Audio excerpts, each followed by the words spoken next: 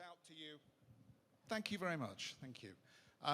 Please feel free to come forward and take up some of the empty seats here. Let me point out to you that while this is going to be a terrific panel on the World Economic Outlook, it is also going to be broadcast live on CNBC.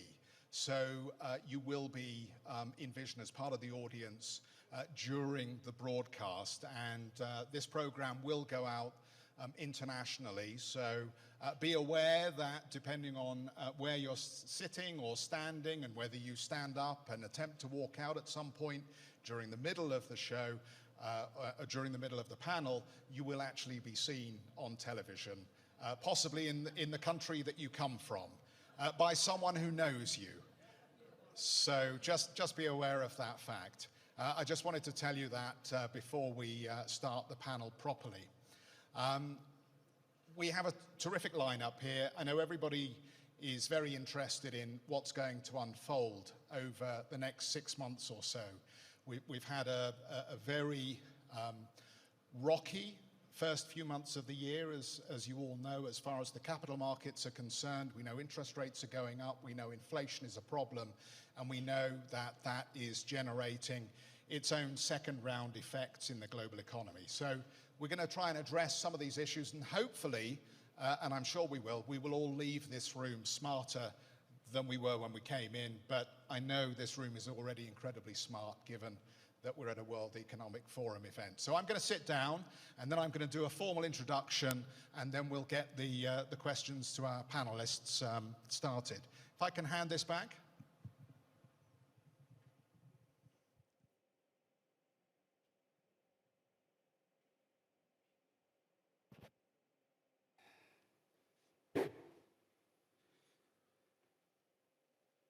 So a very warm welcome, everybody, to this World Economic Forum panel on the global outlook. My name is Jeff Cutmore. I work for CNBC, and you'll catch me Monday to Friday for 3 hours in the morning doing the Squawk Box program. So hopefully after this panel is finished, if you haven't already found me or CNBC, you will reach out and do so. Good. So what I want to do here is start off this panel by engaging you, our audience, before I start to ask questions of our panelists. And I want you to help me direct questions at our panel. And the question I have for you is, are we heading into recession or not? And what I'd like from you, and let me just tell you, the room is quite dark, so most of our panelists won't be able to identify you if you do put your hand up. So be reassured and be confident that you won't necessarily be seen voting. But what I'd like to do is just, with a show of hands, ask the room, the brains trust here at the World Economic Forum, the people in the audience who are concerned or believe that we are heading into a recession, could you please put your hand up?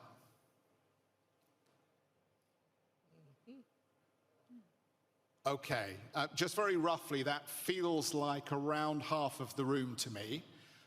Nodding heads, about half the room. Right, okay. Let me ask you a different question. Who believes that the global economy will have a soft landing, and that ultimately policymakers in our central banks and in our governments and heads of business will help the global economy achieve a soft landing? Who thinks that that is the most likely outcome? Please raise your hands.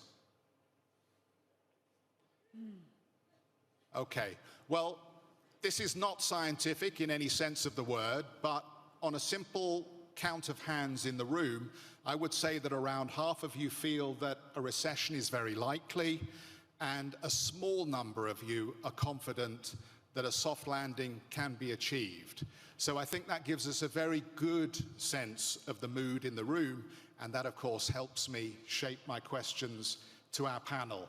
And let me introduce our panel, because I've made them sit here and not say anything for a few moments, and I think it's important that we bring them in because they are all very important people with very interesting connections to the global economy. So let me start with Kristalina Georgieva, the Managing Director of the IMF. Good to have you with us, of course. You appear to have set the tone, almost, of this meeting by talking about the confluence of calamities that are facing the global economy right now. So hopefully we will address some of those potential calamities, and we will address how policymakers can best negotiate them. Francois Villeroy de Gallo, the Governor of the Bank of France, a very warm welcome. You're also on the ECB Council, of course. You said on Friday that our short-term priority is fighting and mastering inflation. Events have overtaken us in a sense that Christine Lagarde today has made it very clear that the ECB is now embarking on a rate hiking cycle this year, and we may even see 50 basis points at a single meeting. We will see. I love the Gallic shrug so early on in the panel.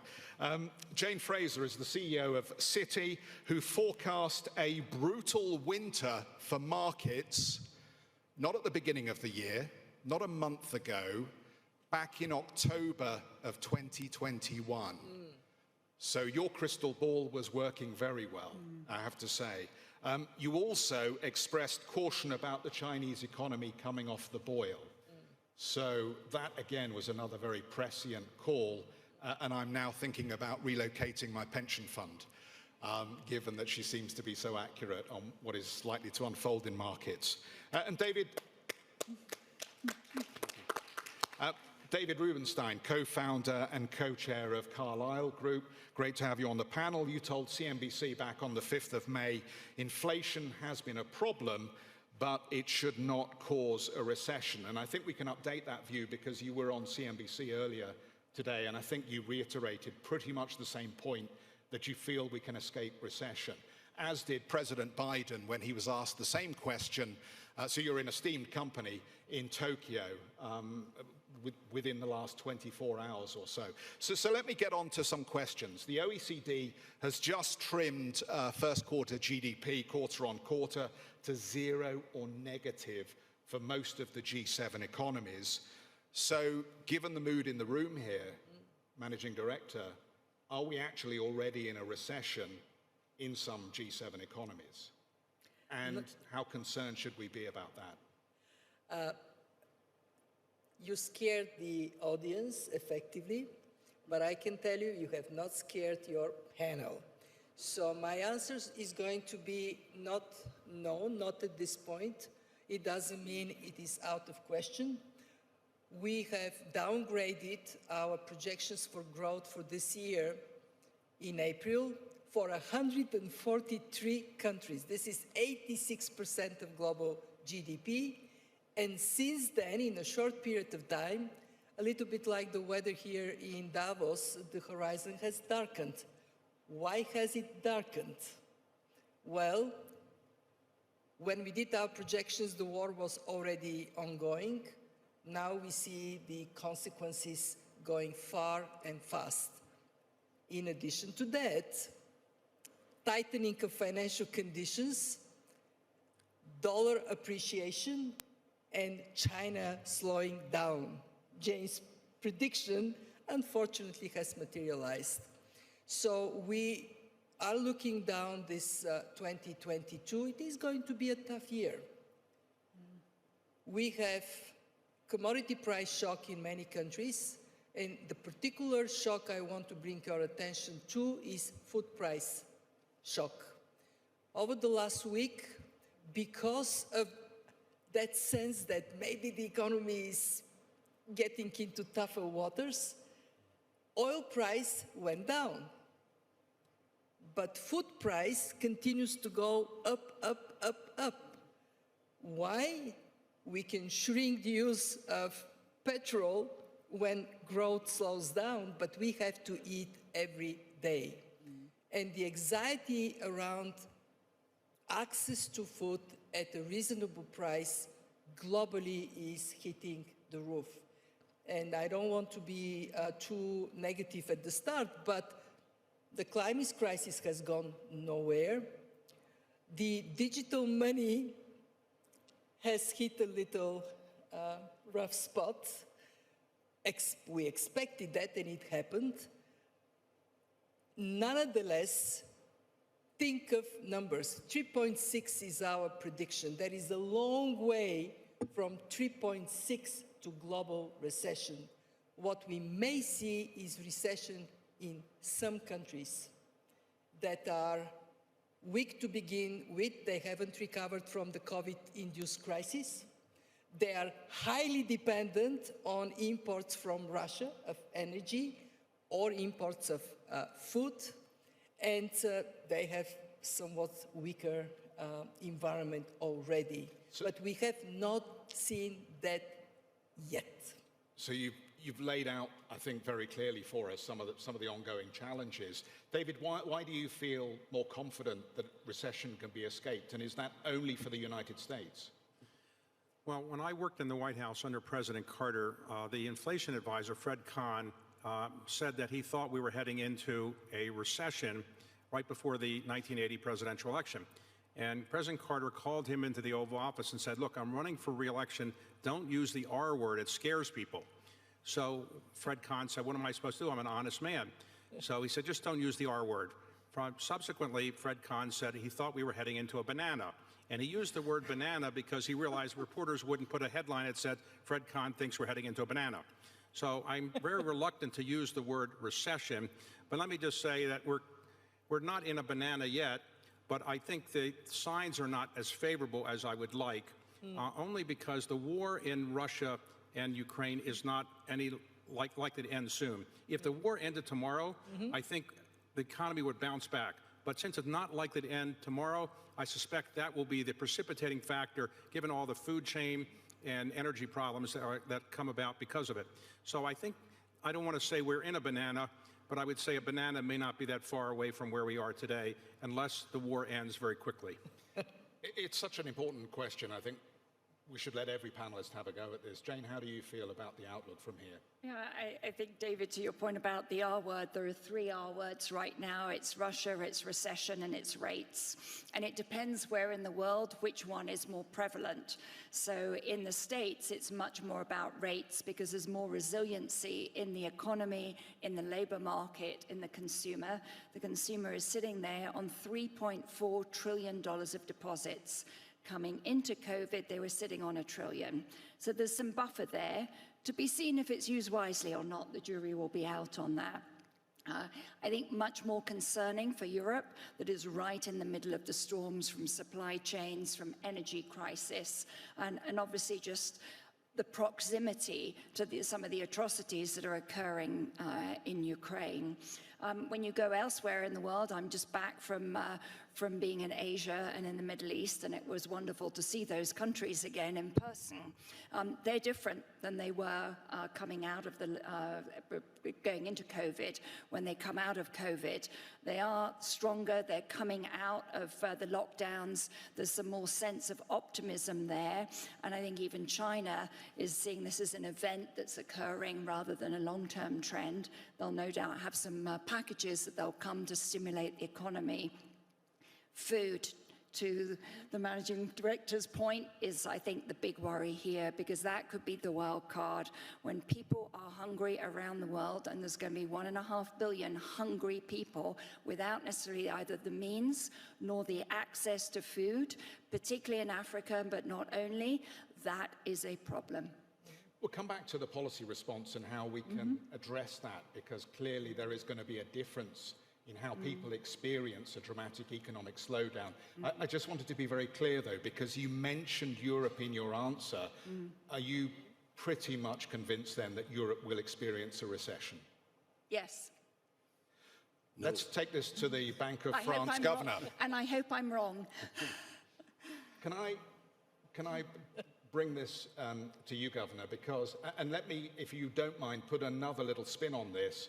Is the EU ultimately going to drive Europe into recession by insisting that it abandons Russian oil and gas at this stage, or is there an alternative? So to take the European view, first we all knew from day one that this war was bad economic news, less growth and more inflation. And this is the price we accepted together to pay to protect our values, to be at the side of Ukraine and democracy. It was worth probably paying this price.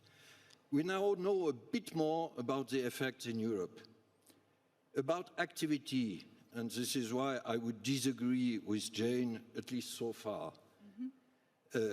Activity is obviously less buoyant than at the end of last year. We had a growth in the euro area of more than 5%, 7% in France, so it was really record high.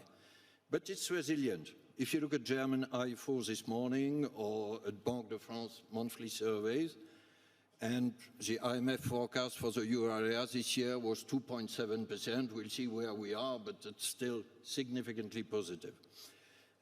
By the way, services are in better shape than industry, so it's an opposite image if you compare to COVID. So the main problem, at least in the short run, is inflation, without any doubt. And inflation in the euro area is not only higher, even is slightly less high than in the US, but 7.4%, but it's also broader, and this is probably the main issue. Core inflation is 3.4%. And this is why we have to normalize monetary policy. Without any doubt, it's what President Christine Lagarde said very clearly this morning. There is an increasing consensus in our governing council about the start of the journey. Let me say one word about our aim at the end of the journey, at least in 2 years, 24. We will bring inflation back towards 2%. And this is not only in all our forecasts. Look at all forecasts, including from the IMF, but it's our commitment. And we will do it through normalization of monetary policy and not tightening. I will perhaps elaborate on that. It's a normalization. The question of growth will come back, but I would play down the idea of a short-term trade-off between inflation and growth. In the short run, our priority is clearly, as you reminded, fighting inflation, and we will do it. So Governor, very clear answer. Can you be equally clear with this answer? Are rate hikes in July and August now a done deal? In August, we have no meeting, Jeff. September? It was well, a you good, can have it an was a good emergency answer meeting at any from my point. side. But do you want me to elaborate? No. July and September. Perhaps a general consideration. Attention is focusing very much on the short term. When will we precisely end net asset purchases? When will we have the first rate hike? All of this is important, but frankly, if you look at President Lagarde's statement this morning, the deal is probably done because there is a growing consensus. I think that the next steps of the journey are now more important. I made a speech 2 weeks ago about a possible roadmap going towards neutral rate and yes, achieving 2% in 24. I wouldn't over-focus on what will precisely happen in July, September, etc. But we have a roadmap. Oh, I think central banks used to not tell people what they were going to do, and they didn't talk about it after they did it. You had to figure it out by figuring out what was going on in the market. Now, since Ben Bernanke in the United States and then Janet Yellen and Jay Powell, the Fed chairs have said it's better to tell people what we're going to do and explain what we did. And there's a plus to that. But the downside is once you say what you're going to do, if you don't do it, you've got bigger problems. So having said we're going to have 2 consecutive 50 basis point increases in the next FOMC meetings, if we don't do that, people are going to think that, A, we have no concern about inflation any longer, and that's probably not realistic, or if they give a bigger increase than the 50 basis points, people are going to say, oh, it's a bigger problem than they thought before. So either way, it's a difficult thing to do anything other than what you said. And so I think what the Fed chairman said, it's 50 basis points the next 2 meetings. I think it'd be unlikely he would change that position. 2021, we were told that this was transitory inflation. 2022, the beginning of, we were told this is transitory inflation.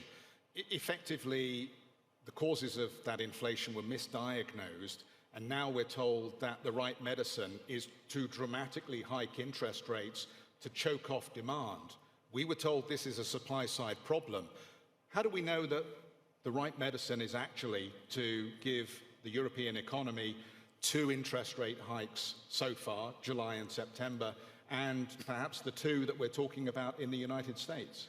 Well, May I? Go ahead. Sorry, 2 quick reactions. First, you speak, Jeff, of dramatic rate hikes, etc.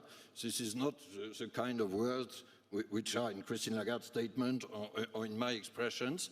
I use the word normalization for a very simple reason. We are still releasing the accelerator. We had exceptionally accommodative monetary policy with asset purchases, negative interest rates, even in our cases. And as far as we are not at neutral rate, it remains accommodative. So we are releasing the accelerator. We will see if later, after the neutral rate, we have to press the brake. And second,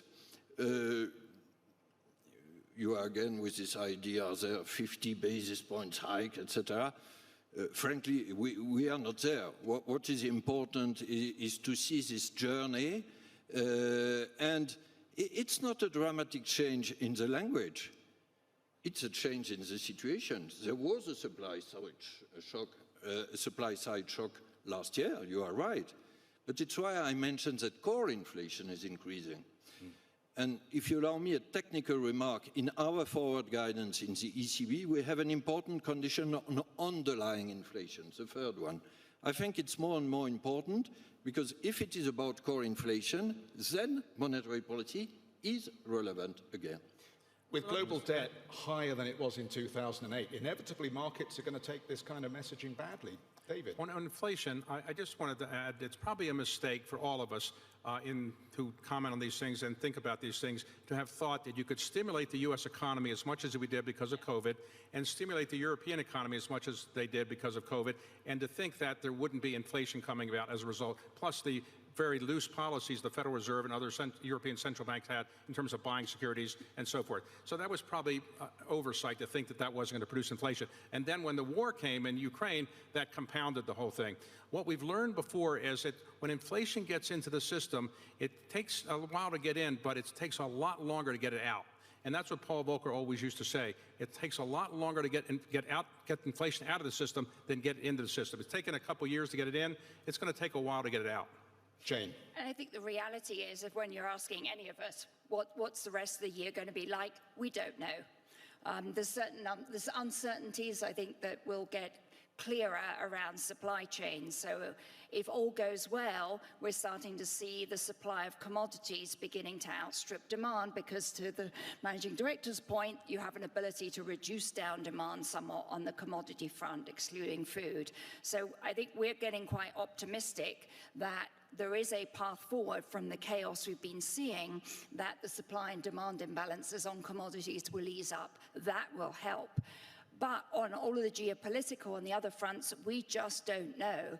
And so what we're asking of our central bankers is a very difficult thing, which is to take actions now without quite knowing where they'll overshoot or undershoot. And I think we've got to have some patience here and really have our eyes open and understanding what happens to consumer behavior, what happens to confidence, what happens in the corporate sector, and take this step by step.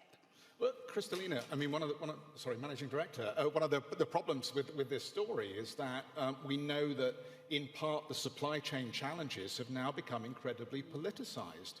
You know, the focus very much for companies all around the world is looking at the manufacturing hub of China and China's response to COVID. And we've talked a lot about that, you and I, in recent months, and you've given very frank views about how you think that living alongside COVID has to be the right response.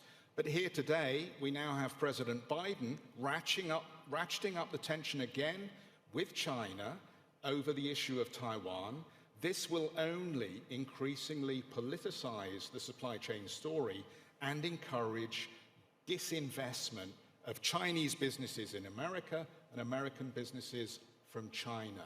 How does this help with inflation? Let's go back. In 2021, we were all overly optimistic that having vaccines is going to eliminate lockdowns. And at that point, we didn't think that supply chain interruptions are going to play a major role. Now we know better. Supply chain interruptions because of COVID today are a major factor for the Chinese economy, for the Asian economies, for the world. The second thing we learned with the war is that there could be unthinkable shock that adds fuel to the inflation. And that is a broader lesson. We do live in a more shock-prone world. What is the conclusion if you are a business person? Forget about politicizing, not politicizing. You would say, I have to change my view of economic efficiency to include supply chain predictability.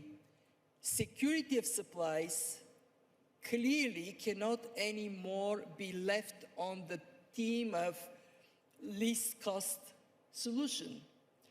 And therefore, we all have to think of the years to come, whether this change in our concept of economic efficiency that includes supply security may be a more permanent factor pushing prices up.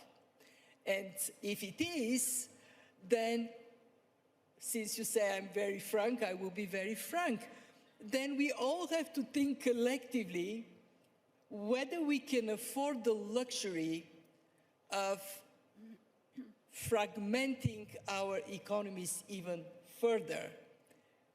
What is going on in this more shock-prone world should press us to seek ways in which we work more together.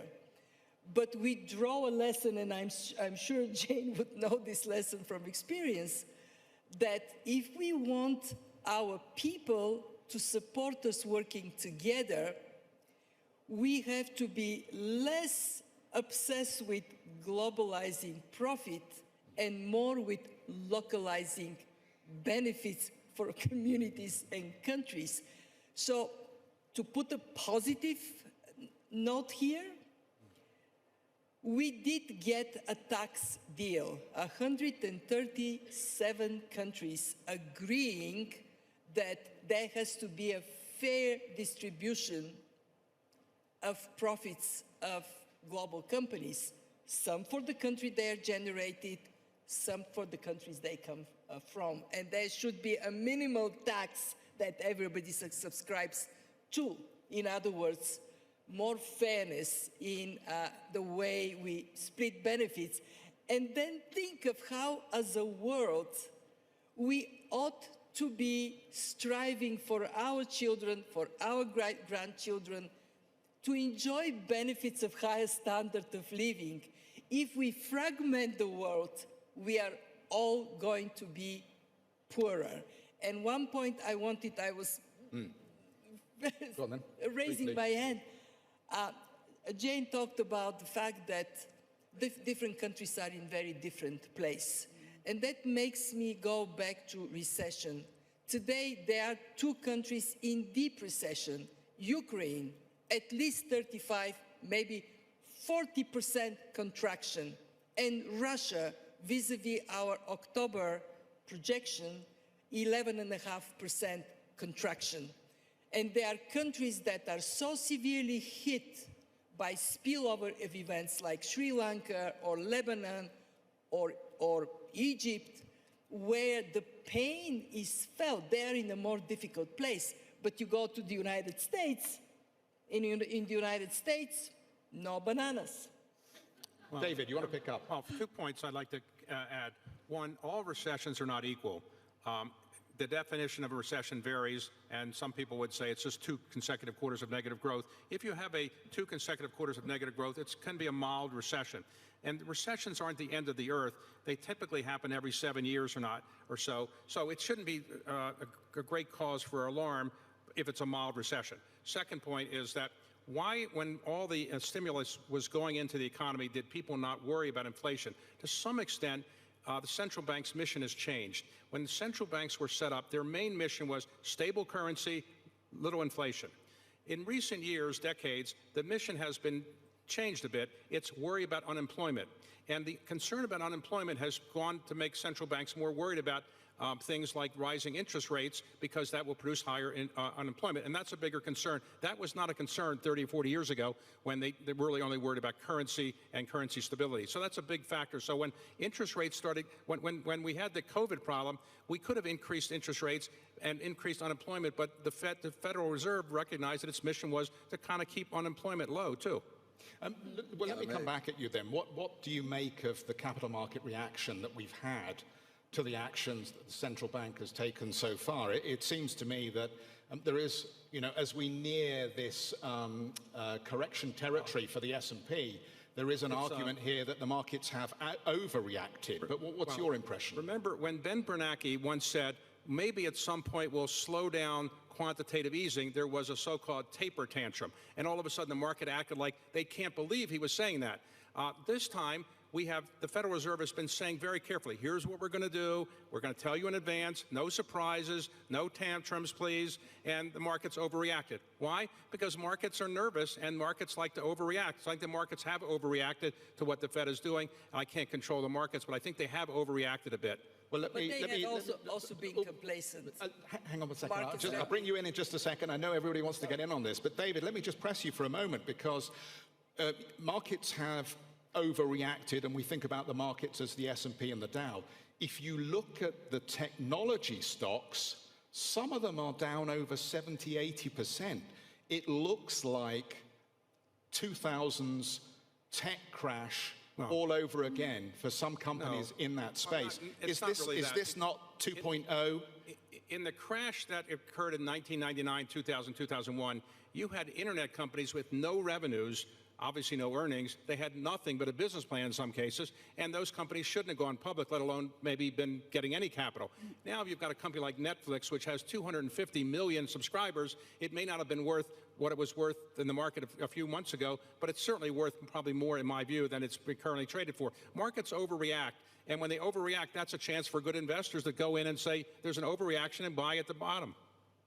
Well, there's, for every Netflix, there's a Peloton or another business. I mean, I'll push it back at you, because there are a lot of people who look at the way that Wall Street has behaved over recent years, the whole SPAC phenomena, the way that the private equity community have thrown money at moonshot ideas. Has this been an irresponsible phase, and is this part of the reason why we're now going to have to take our pain? Well, I'm not defending Wall Street and everything that was done in the SPAC market and all the valuations put on all the companies, but some of the companies that were highly valued and people made fun of for a while, like Amazon. Take Amazon. People made fun of it in 1999 and 2000, said it really shouldn't exist, and obviously turned out to be a great company. A lot of these companies whose values have gone down recently are still great companies, and maybe the value is overreacted by the market. I think there's some great buys there. I don't think it's all of a case where 1999 and 2000. Now, SPACs is a different situation. That may be a phenomenon that may not come back again.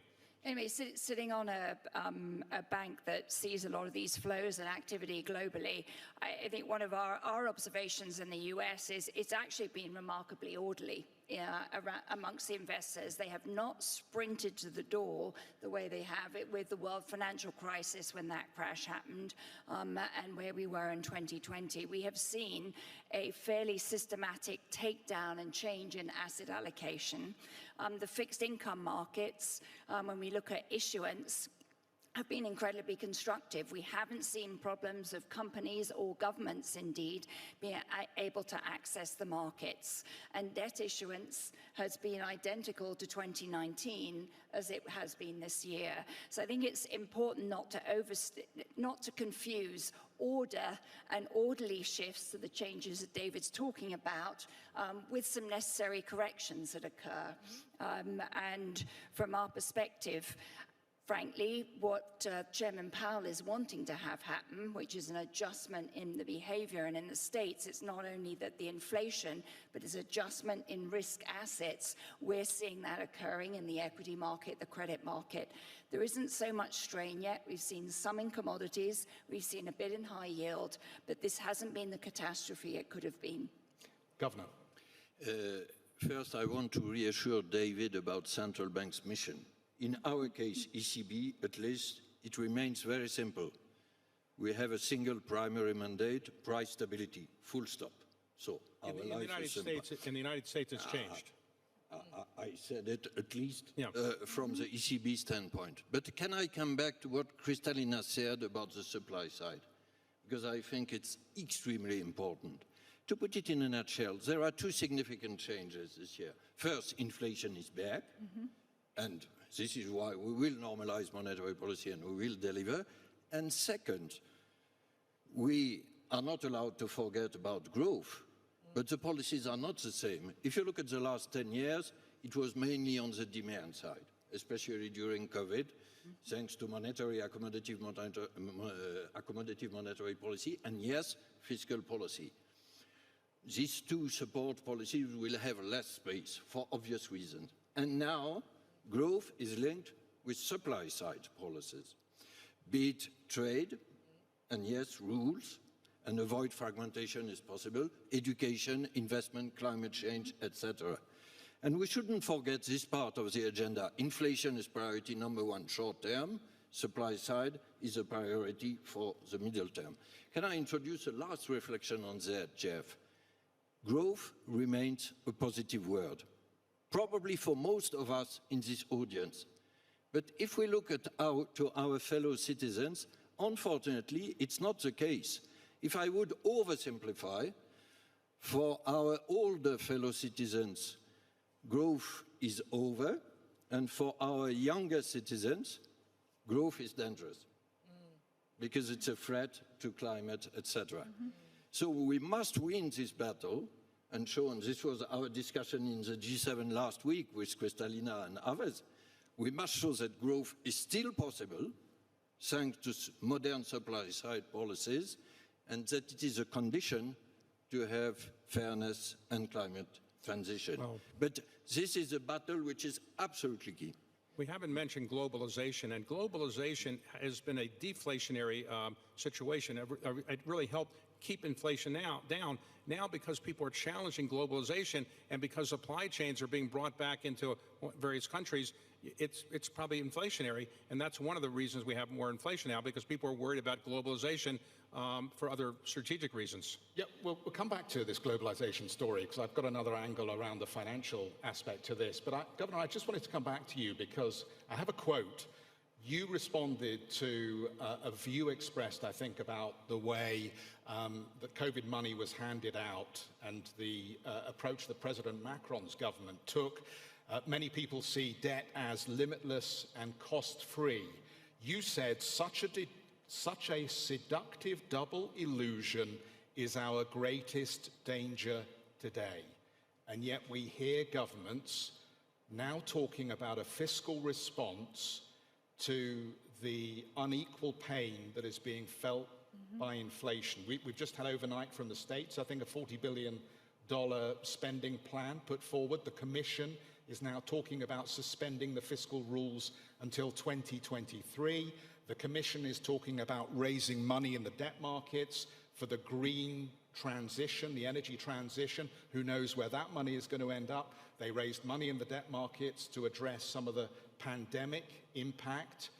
It seems to me that no one is listening to your words here, that governments feel that they can continue to spend and raise money in the debt markets even as interest rates are rising. Something's going to break, isn't it? To put it in a nutshell, because it was a long and sophisticated question. But these were exceptional circumstances, COVID, which required exceptional answers. So I supported in France and in all our countries, Kristalina, the so-called whatever it takes. But the illusion that it will last forever is very dangerous. Yep. 2 years ago, the debt had almost no cost because we had zero or even negative interest rates, and no limits because everybody was borrowing. But now debt has a cost everywhere, in the US, in Europe, it has a positive cost. If you look at the 10-year US, it's 3%. If you look at France, it's 1.6%. So it's a dramatic change. And second, it has limits. because it cannot be exceptional circumstances forever. This is why we should care about sustainability. And I believe that we can find other ways to finance this supply changes Kristalina mentioned, associating also private resources and funding. In our case in Europe, it's the so-called capital markets union. So not everybody should rely on fiscal policy. Yep. I mean, you know, unfortunately, it always seems to be an exceptional circumstance, doesn't it, when governments raise money to address problems in the economy. David, very quickly, and I want to bring the managing director in because she's waited a long time to respond. You raise a very good point on debt, which we hadn't talked about. The United States has now $31 trillion of debt, 31 trillion, about 129% of GDP. The only Western European country with higher GDP ratio is Italy. So we have a very high debt ratio, and the truth is we've been paying this debt for a long time with very low interest. As interest rates rise, it's going to eat up more and more of the budget. Right now we're spending 7 to 10% of our budget in the federal government on interest. It's going to rise to the teens and higher than that, and so that's a big problem, which I think is a bigger economic problem in the future than almost anything we've talked about. Mm-hmm. Managing Director, let me come to you because I want to ask a slightly different question, but it does relate to everything we've talked about. The World Economic Forum's own economist survey threw up an incredible statistic. I think of the 50 economists that they had in this survey, 90% of those economists expect average real wages to fall across low-income economies. Now, back to this question of the appropriate policy response. How do you protect those people without worsening inflation, but guaranteeing they have access to food, to the security they need to live a good life? From the very beginning of the pandemic, we have been ringing the alarm bell that there is a dangerous divergence in economic fortunes between advanced economies, middle-income countries, low-income countries. Remember the statistics. Advanced economies port 28% equivalent of GDP in support for their households and their businesses. Middle-income countries, 6%. Low-income countries, 2% of a tiny GDP. This is first time in the last decades when poor countries, rather than catching up with those better off, are falling further behind. Why should we all in this room worry about it? Because it breeds instability in these countries. What can be done? You're asking the right question, Jeff. What can be done is, first, for richer countries to stick to their pledges to support low-income countries. Two, for institutions like mine to, in relative terms, step up support for those who most need it. Last year, we did $650 billion new allocation of special drawing rights. This year, we are doing for the first time a massive transfer of special drawing rights from countries like France that gets it but has a great central bank and a policy, very, very sound policy. They don't need this so much. So France committed 20%, other countries followed. We are now moving this money to be able to support exactly what you're flagging, the tragedy of poor countries, often not by fault of their own, but by exogenous shocks, the COVID and now the war, to be able to sustain these shocks and secure, you know, the livelihoods, the lives of their people. I would add a third point that is so critical for our conversation. We must improve the way we cooperate, but not throw the baby with the bathwater. Globalization has served the world well. except that we made a big error to pretend that it has worked equally well for everybody everywhere. It did not. So concentrate on fixing what needs fixing so these countries can have a chance to be part of global value chains, to offer their people better opportunities. And this is why we're here in Davos, to do exactly that. Jane, So, you're welcome to applaud, please do. Please do. Jane, I just wanted to come back because, I mean, what David, in a way, implies with this hike in interest rates is there's going to be an even more intense competition for global capital.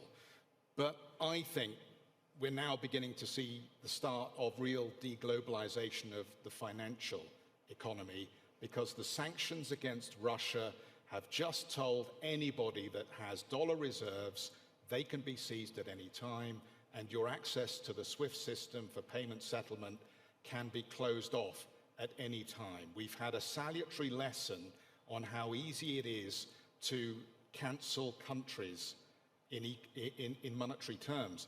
Now, I don't want to pick on you, but I know that since you've been at Citi, you've now talked about exiting 13 markets. That's the kind of message that's the kind of act that sends a message that increasingly you don't see a value in being in some of these international markets as we see this deglobalization of the financial economy. So one, the competition for capital is going to increase, which is going to encourage countries to put up interest rates that can't afford them. And two, companies like yours that are relocating out of those economies are taking your business away from them. So we're not exiting 13 countries. So I read it wrong in the reports. We open our bank stores in 97 countries every day. We operate 160, and we intend to stay that way. So you are not selling the retail operations in Mexico, in China, in Russia, in Brazil. I'm exiting a consumer business line to focus on the institutional clients that we serve in those countries, precisely because we see such growth in globalization. Our bank moves $4 trillion of volume a day in foreign exchange, cash management, and trade. That number is going to be 10 trillion before we know it. It requires significant investment. So I think, like many industries and many different companies around the world, we all have to invest in digitization, in scaling up, in being able to operate with the scale and speed of a digital world. To bring that back to globalization, what are the threats and what are the opportunities, therefore, from what we're seeing? Clearly, there are threats of fragmentation, splintering. There's been some weaponization of not just financial services through sanctions, but trade flows and other pieces. So it's changing the nature of globalization. I think one of the critical pieces is what do we need to solve to tackle exactly what we're all talking about here? And it picks up a bit of what David said. It's the technological advances that will enable us to move supply chain resilience. It takes someone 5 to 10 years to move supply chains dominated by China to other parts of the world and build this out. These are problems that are going to take long. It's a Herculean task to get the global economy to greenify. And it's a complete overhaul of the global economy that's required. These are big challenges. There's sources of important resilience for globalization going on. And we're all going to have to be institutions with a brain and institutions with a soul, and operating both of those together to solve these problems. It can be done, but we've got to work on this on long-term problem solving, and it's exactly what David said. Your question pointed out a very good point. There are three financial consequences, leaving aside inflation, to what's happened in Russia. One is the banking system. It's clear you can shut people out of the banking system. People hadn't realized you could do that so easily. Second is the confiscation, you could argue, or freezing of somebody's assets. Nobody had ever thought you could take the dollars in somebody's foreign reserve account and freeze them. And that's a big issue that the Chinese are obviously going to have to think about, because they have $3.2 trillion in foreign reserves, and they're probably wondering, could this happen to us? And the third issue is the centrality of the dollar. The dollar is still almighty dollar. While people say it's another reserve currency might come along. It's going to be a long time before there's another reserve currency. But people are worried the dollar is now so powerful and so important that other countries are going to say, what are we going to do about this? Yeah. Well, Governor, the intriguing question really that I don't suppose you'll answer, but I will ask you, because you have talked about the value of the euro, is did the euro just get too weak to the dollar, and that's why the ECB is responding? Because the euro is now at 2017 levels against the greenback, and that is importing inflation into the eurozone. Are you responding to the euro? I will try to answer your question. No, Jeff, we have no exchange rate target. Obviously, we have an inflation target, but exchange rate matters. And I repeat it here because imported inflation can put us away from our target. But our monetary policy is not targeted for exchange rate purposes. Can I add one thing on globalization? Because there is a risk of deglobalization or fragmentation. We should be careful about that. I agree with Kristalina. Obviously, there should be common rules, common values, but can I plead that at least in payments, we shouldn't have a fragmented world? Because if it's a fourth financial consequence you didn't quote, it would be a catastrophe, including for diversification of flows as the one you mentioned. We could have geopolitical fragmentation in payments. We could have also private fragmentation. By the way, this could be one of the very few good news of the last weeks or months, that we said clearly in the G7 that we appealed for a quick, global, strong regulation of crypto assets worldwide. If we can take this opportunity, we will protect investors and we will preserve the world from an unnecessary fragmentation. Christine Lagarde said they're worth nothing. Why are we regulating an asset class that has no value? Because there are several investors around the world, including many young people, who have lost much in recent months. And the illusion, and frankly it was an illusion, that you can have an investment with a high reward and low risk, it should be regulated. Explains there are also anti-money laundering issues. There are some countries like China which intend to prohibit crypto assets. I think it's more innovative and more innovation-friendly to say we regulate them, but it's an emergency question now.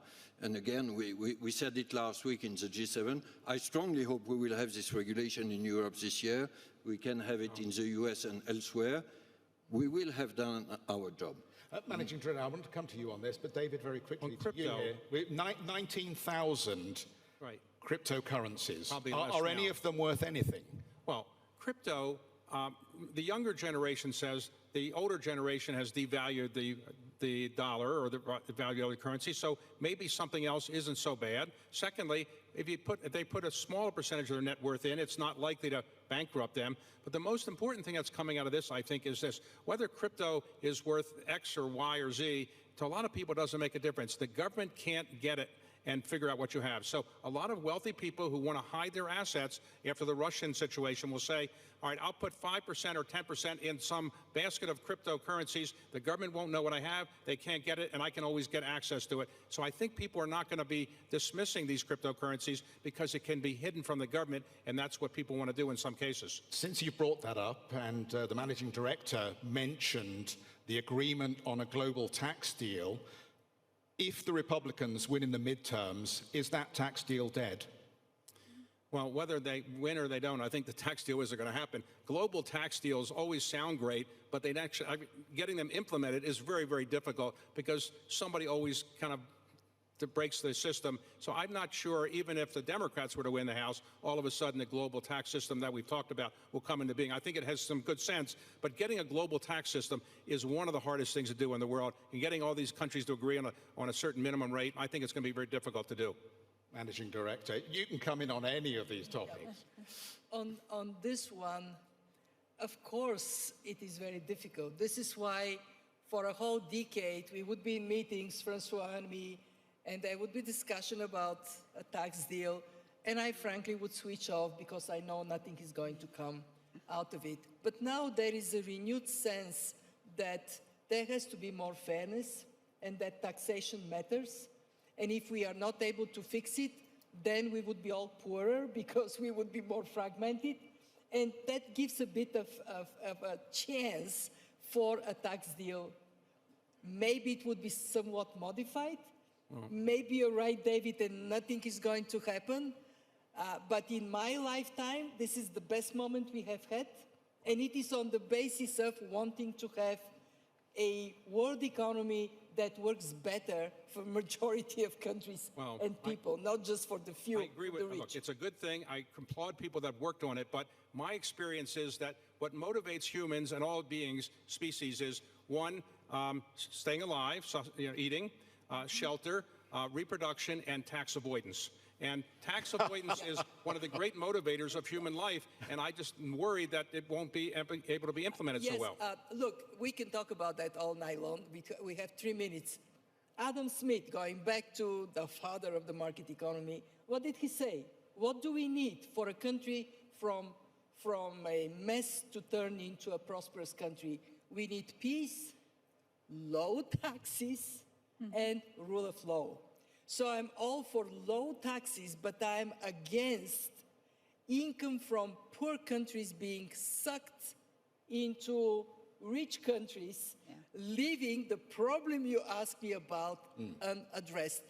And can I say something about digital? We can go a little bit longer, I'm told. Okay. One big responsibility for all of us is to actually explain to people what is what. What is central bank digital currency? What is stable coin? What is the differentiation between real stable coins and non-stable stable coins? And what is crypto? We haven't done our job. When we look at stable coins, this is the area where the big mess happened. If a stable coin is backed with assets 1-to-1, it is stable. When it is not backed with assets, but it is promised to deliver 20% return, it's a pyramid. What happens to pyramids? Eventually, they fall to pieces.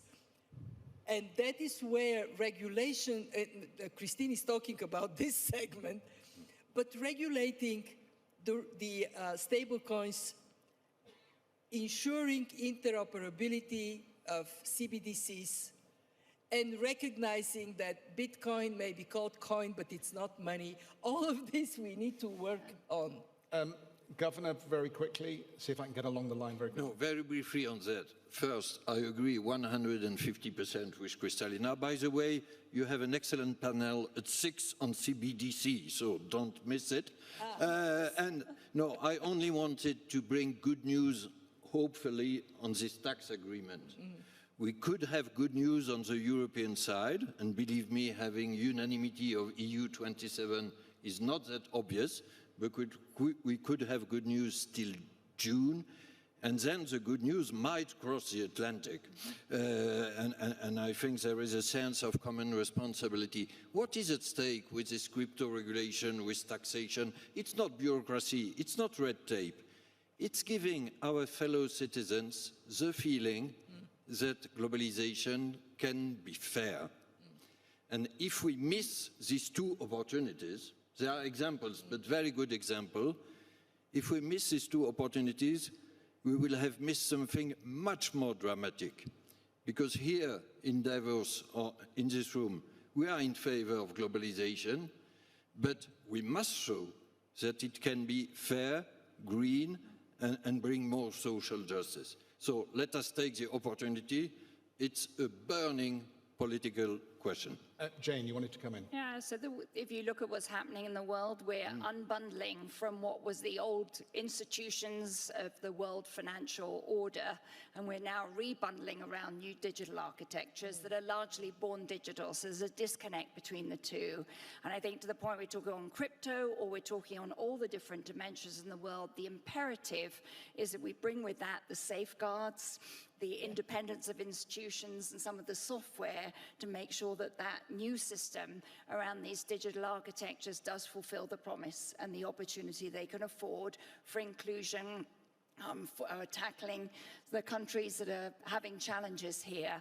But it's going to require a lot of brain power and thought rather than just economic opportunism to make sure they work. So we love the technology, not sure about some of the crypto products as an example. It says time out on the board, but I'm going to grab a couple of minutes just to wrap up, because it's always better to finish these panels on a generally positive note, I find, and we've talked about a lot of the challenges here and that confluence of potential calamities that we could be facing. So maybe if I could just leave each of you with the opportunity to say in a few moments, what is the most positive thing that policymakers could do to make sure we have an easier ride going forward than perhaps some of the messages from the audience have suggested we will have? I would say over the last 25 years, we've had at least 3 crises that are worse than this.